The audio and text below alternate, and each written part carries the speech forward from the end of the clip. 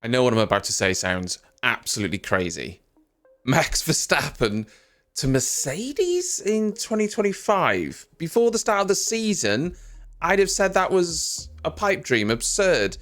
But there seems to be some cracks appearing in Red Bull, so let's talk facts. The first fact is that Red Bull have the best car. That's undeniable. It's been that way for the last few years. Sure, this year we don't really know the extent of the gap until we've had a few races, done and under our belt, but we know that Max and Red Bull are definitely the ones to beat. It's going to be hard to beat Max this year. So why would someone leave a team that's been so successful? They look like they're going to carry on being successful for at least the next couple of years. Well, this is all coming about because of the Christian Horner saga. Essentially, Horner was accused of misconduct and then cleared by an independent barrister who performed an investigation. We don't know the exact details of the allegations because that has been kept private. But during the Bahrain race weekend, a barrage of alleged leaked evidence was anonymously sent to all the F1 press and the people running Formula One. This included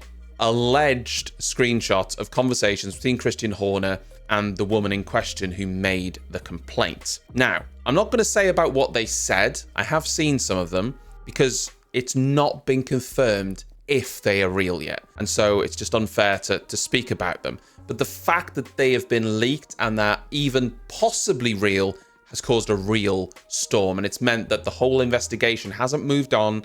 It hasn't, been dealt with. It's still very much up in the air. Even the head of the FIA, Ben Sulayem, has apparently got involved and asked Max Verstappen to publicly back Christian Horner. And it's something that apparently Max Verstappen has not agreed to do. I imagine he just wants to stay out of it, which is fair enough. At no point should the head of the FIA be contacting a driver to ask him to publicly support someone else who's been accused of misconduct. It's an incredible conflict of interest. Why Ben Sulayem is getting involved in this, I don't really know. I appreciate this is the Formula One brand. I appreciate that, this whole situation is not only bad for Red Bull, but it's bad for Formula One. So I understand that, and him speaking on it, okay. But pressuring someone else to speak on it and publicly back Horner, why is he so insistent that Horner be backed? Why is he interjecting? I find that very strange. So back to the Max situation.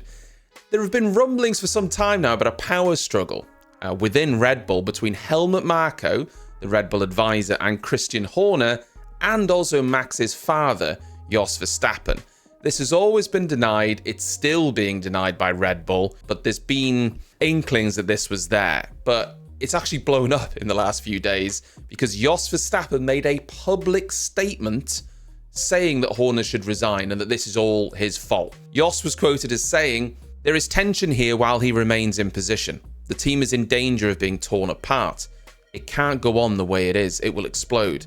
He is playing the victim when he is the one causing the problems." When asked if he was trying to oust Horner from his position, he responded, "That wouldn't make sense. Why would I do that when Max is doing so well here?" So where does Max come into all of this? Well, all of these tensions that are going on in the team could potentially ruin Red Bull's future plans.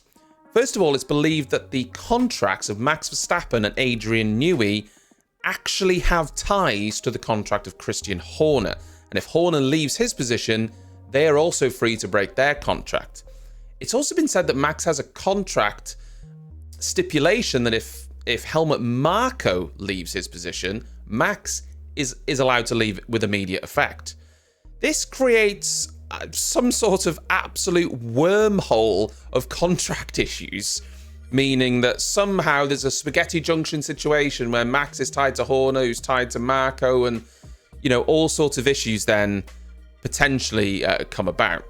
Also, the partnership that Red Bull have in 2026 with Ford is potentially under threat. They wanted this situation dealt with, and it's only got worse because now it's even more in the press than it was before, thanks to this, alleged leak. If they pull out or think about pulling out their engine agreement in 2026, that could be huge for the whole team. Then we have the Mercedes rumors. Toto has been seen talking to Jos Verstappen, which in itself is nothing, but you know how the media likes to blow things out of proportion. But afterwards, Toto was asked about the chances of Max Verstappen going to Mercedes in 2025, and he was quoted as saying, "Anything is possible." But he then went on to say, "I think the driver will always choose the quickest car. That is fundamentally what it's all about. At the moment, Red Bull is the quickest car, so that will, in my opinion, always be the priority." When Helmut Marko was asked about Mercedes being in touch with Max, about potentially joining the team, he said, "I'd be surprised if they hadn't, but Max is a very loyal driver." He then said, "As far as I'm concerned, I will not stand in the way of Max."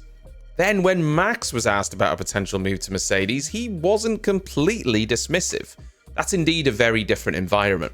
It's always important to stay true to yourself and keep speaking your mind. It doesn't matter to me where that is. If a team really wants me in such a situation, they will also make an effort, and you can probably adapt certain things to some extent. You sort of meet halfway.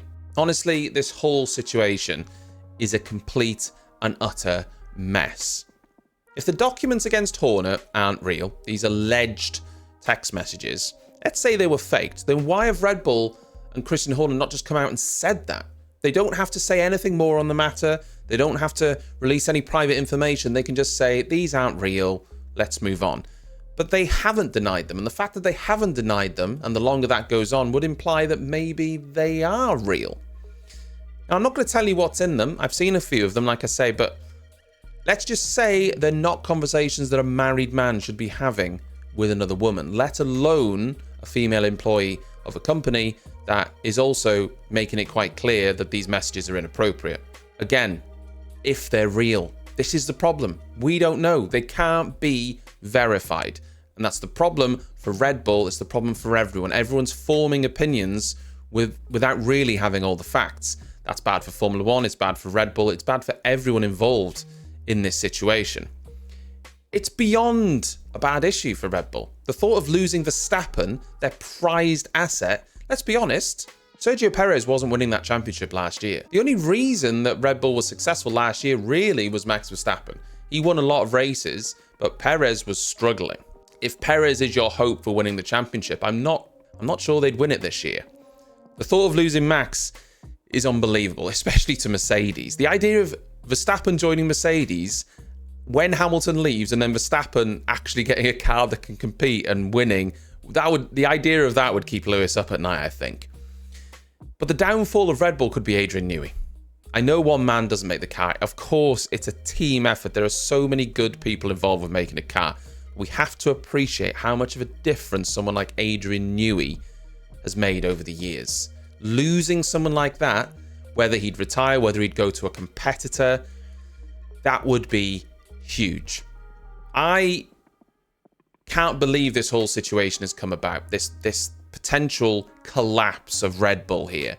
It really is, or has the potential to be that big. We have to keep an eye on it now over the next couple of weeks because it could be huge as the season develops. And hopefully we get to the bottom of this and there's some sort of resolution with exactly what's happened. But right now, it feels to me like Christian Horner's position is untenable, but he refuses to step down, so he's sticking to his guns. We'll just have to see how this transpires. I hope you've enjoyed this video. Thanks for watching. I'll see you next time.